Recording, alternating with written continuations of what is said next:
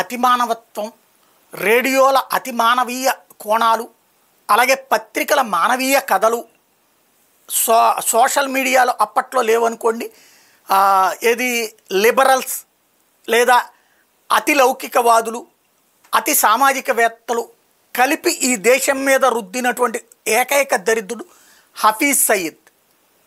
ఒకనాడు భారత దళాలు వాడిని పట్టుకుని అరెస్ట్ చేసి జైల్లో పెడితే కాందహార్ విమాన హైజాక్ ఉదంతంలో విమానాన్ని హైజాక్ చేసుకుపోయినటువంటి తీవ్రవాదులు వీడిని విడిపించమని వీడితో పాటుగా 7-8 మందిని విడిపని చెప్పి అడిగితే ఆ టైంలో స్ట్రాంగ్గా ఉండాలని అటల్ బిహారీ వాజ్పేయి భావిస్తే అవసరమైతే పేల్చేద్దామంటే అక్కడేం కాందహార్ ఆఫ్ఘనిస్తాన్లోదైంది. ఆఫ్ఘనిస్తాన్ ప్రభుత్వం తాలిబాన్ల ప్రభుత్వం వాళ్ళకే సహకరిస్తోంది తీవ్రవాదులకి.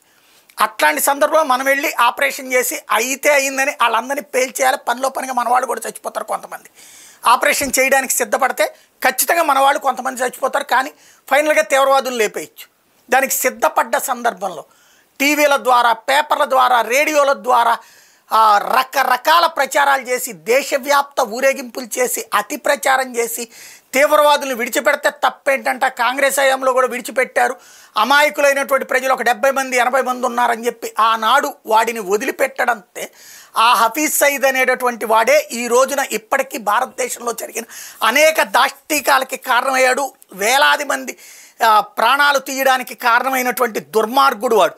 పార్లమెంట్ మీద ఉగ్రదాడి 2001, జమ్మూ కాశ్మీర్ శాసనసభ మీద దాడి 2000, పఠాన్కోట్లో ఐఏఎఫ్ స్థావరం మీద దాడి 2016, పుల్వామాలో ఆత్మహత్యాడి 2019 వంటి ఘటనలో జైషే మహమ్మద్ ముఖ్య పాత్ర పోషించిన 99లో IC-814 విమానాన్ని హైజాక్ చేసిన ఘటనలో ప్రయాణికుల్ని సురక్షితంగా విడిచిపెట్టేందుకు బయటకు విడిచిపెట్టబడినటువంటి మసూద్ అజార్ని భారత్ జైలు నుంచి విడిచిపెడితే వాడు బహవల్పూర్ జైషే మహమ్మద్ ఉగ్ర సంస్థకు ప్రధాన కేంద్రంగా మార్చుకుని చేస్తున్నటువంటి ఘాతుకాలు. మన దరిద్రులు ఇక్కడ అతిలౌకికవాదంతో తీసుకొచ్చినటువంటి దరిద్రం వాడిని వదిలిపెట్టడానికి కారణమైతే వాడు ఇన్ని సంవత్సరాల నుంచి ఈ దేశాన్ని పీడిస్తున్నాడు. ఇప్పుడు వాడిని తక్కువగా అంచనా వేయడానికి వీల్లేదు. వాడి కుటుంబం లేచిపోయింది కాబట్టి ఇంకా ఏదో చేయడానికి సిద్ధపడతాడు. ఇలాంటి దరిద్రుల్ని రేపు పొద్దున అవసరమైతే ప్రాణాలు అర్పించడానికి సిద్ధపడి లేపేయాలే తప్పించి ఇలాంటి వాళ్ళని వదిలిపెట్టకూడదు.